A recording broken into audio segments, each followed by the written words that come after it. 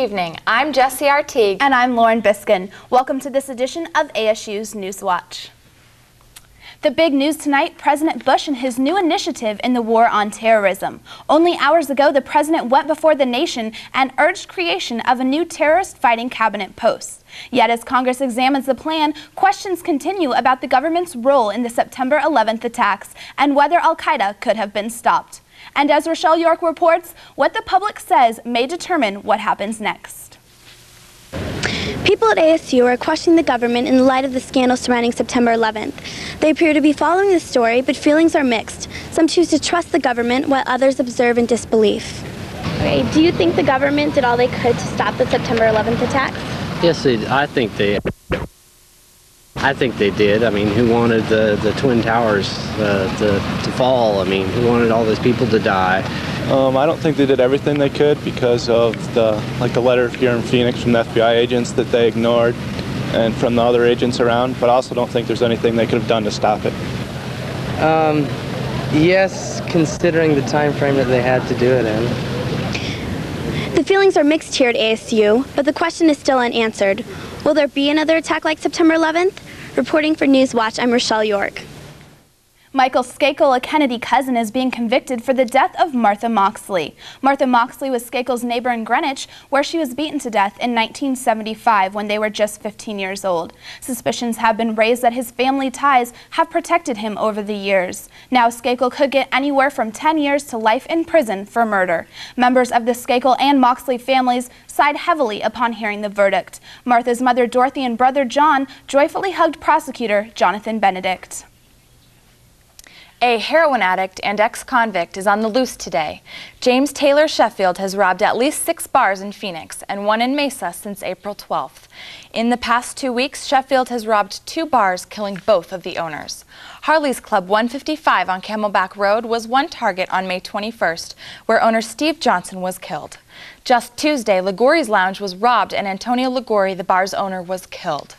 Ligori was a 68-year-old father of a local Phoenix police officer.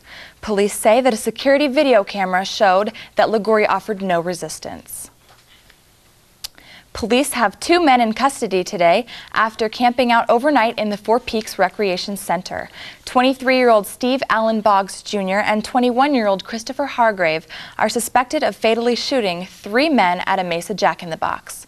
One suspect was apprehended on Wednesday and the other on Thursday morning. Kenneth Brown, Fausto Jimenez, and Beatriz Alvarado were working at the restaurant on May 19th when the men came into the restaurant, stole $300, and then selfishly took the workers' lives. Fire officials are making significant headway as they work to contain the Bullock fire on Mount Lemmon. Calmer winds have helped mop up areas burned by the 30,560-acre mountaintop wildfire. Crews have dug about 44 miles of fire line and dumped close to 1 million gallons of fire retardant as well as 800,000 gallons of water on the fire. Danny Randall, a spokesman for the fire department, said the fire was 85% contained on Monday night. Full containment of the Bullock fire is expected by Thursday. Accounting firm Arthur Andersen faces a deadline Friday for paying off a $217 million settlement with investors in the failed Baptist Foundation of Arizona. The settlement, which was agreed to in May, resolves civil cases against Andersen relating to the firm's audit work for the collapsed Baptist Foundation. The foundation's bankruptcy is the largest by a nonprofit agency in U.S. history. The collapse cost more than 10,000 elderly investors about $570 million. Officials from Andersen and the foundation's liquidating trust say they expect the money to be paid. A local priest is looking for work today. Neil Emmon has been let go from a local church because of a history of sexual misconduct with young men. Reverend Neil Emmon, who was a priest at Our Lady of Joy Parish in Cave Creek, also was a member of the Crozier Fathers and Brothers. The Diocese of Phoenix and the Crozier Order were fully aware of the complaints against Emmon upon him being assigned to Phoenix in 2000. There have been no complaints relating to Emmon since his arrival. Emmon's ministry has restricted him from being alone with anyone younger than 30 years old. Supporters of the Colorado River Indian tribes are patiently awaiting the results of the signature count on their petitions. On Monday, they hauled boxes containing more than 165,000 signatures to the Secretary of State's office. If precisely 101,762 of those signatures belong to registered voters, the Indian gaming measure heads to the November 5th ballot. The measure would ensure college scholarships and health care for the elderly. Dennis Patch, a member of the Tribes Council, says that the CRIT initiative will stand out from the others because it provides two very distinct benefits. Columbia University official Virgil Renzulli is now the new Vice President of Public Affairs for ASU. After occupying a similar executive position at the New York City University for 6 years, he was named to the new position by the incoming ASU President, Michael Crow. Crow, also from Columbia University, was chosen to succeed ASU President Laddie Kaur, who retires on June 30th. Renzulli has an excellent record in communications and will be a vital addition to the leadership team. Crow says that Virgil has a collaborative and team-oriented style which brings out the best in people and the institution for which he works. Coming up next on Newswatch, Eric Mulvin has today's Newswatch AccuWeather forecast. And Carlos Baca will be along with the latest from the world of sports. This and more next on Newswatch. Stay with us. I'm Walter Cronkite. I've been fortunate to cover some of the biggest news stories of the 20th century.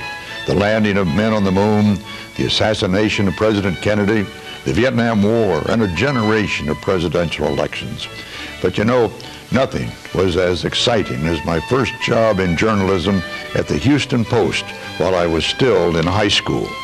I'm proud that the journalism school that bears my name at Arizona State University has special 2-week summer programs that give high school students a realistic view of one of the most challenging and stimulating professions in the world. If you share my passion for a good story and want to learn more about these special print and broadcast high school programs, contact the Cronkite School of Journalism at ASU to find out more about these special high school programs.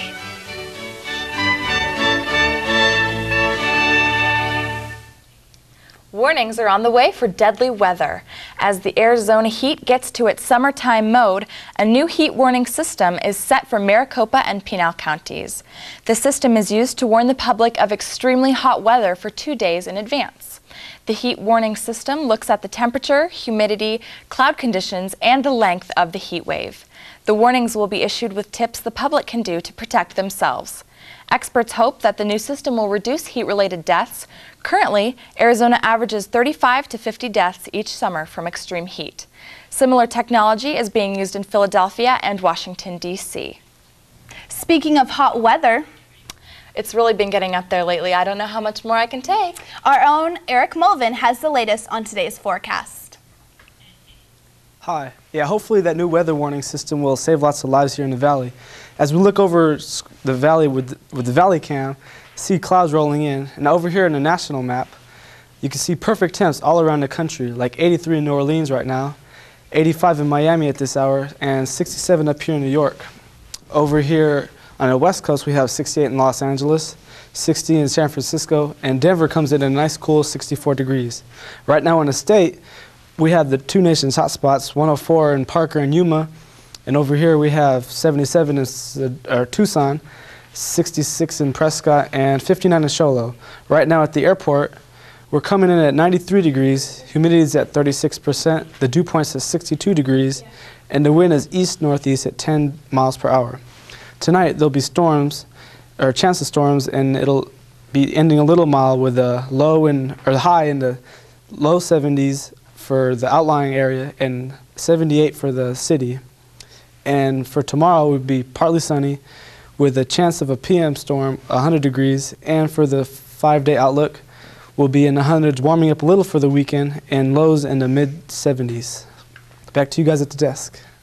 Thanks, Eric. Lauren, have you been following the D-backs lately? I haven't. Can you fill me in? Let's go to Carlos. He's got plenty to tell us about the wide world of sports. Well, ladies, as this weekend approaches, the Diamondbacks get set to face the toughest 6-game road trip of the season. The trip begins on Friday with a 3-game series with the Boston Red Sox. It will continue with another 3-game series with the New York Yankees, who are hungry for revenge. I talked to Mark Grace to ask him about the tough road games ahead. The danger there is not getting caught up in all that stuff and not noticing the caliber of teams we are playing, he said. These next 6 games should be a good test for the Diamondbacks to prove if they are capable of defending their title. Today, many Americans are rejoicing after the United States' astonishing win over Portugal. This will be the first time that the United States has a chance to move into the second round since 1994. However, due to a tie with South Korea, the United States will need at least 1 or more points in order to have a second round berth. With key players like Claudio Rene back in the lineup, the team will be keeping their fingers crossed in order to stop the 8-year second round drought for the United States. With Game 3 of the Stanley Cup Finals, many Red Wings fans will anxiously await to see if the team can overcome a game-apiece tie. The Red Wings were able to pull off a 3-1 victory in the third period with goals from Nicholas Lidstrom and Chris Draper. The series will move to Raleigh, North Carolina, where the Hurricanes will hope to take a lead on their home ice.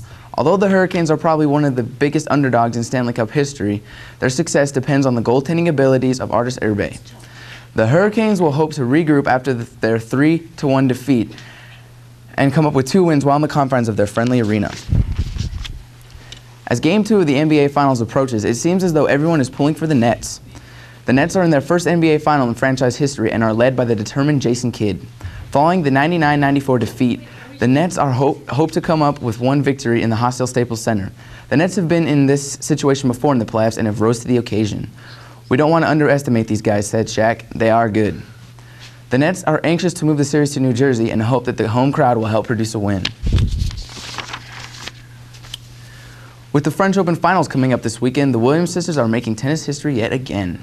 This will be the first time in the 20th century that 2 siblings will compete for a Grand Slam title. Following Serena's amazing victory over Jennifer Capriati, defending French Open champ, as well as Venus's victory over Clarissa Fernandez, made tennis history. "History is definitely being made," said Serena. "Hopefully one of us will do well." "Well, obviously one of us will do well," she said. Back to you guys at the desk. Thanks, Carlos. Carlos, who do you think is going to win the finals? Well, come on now, everybody knows. The Lakers got it. There's no competition. I don't know. The Nets have Jason I Kidd. kind of want the Nets. Shaq's just too strong. All right. And now for our last story today. There is a mouse in the House. The House of Commons in London, that is, may soon be getting a new pet.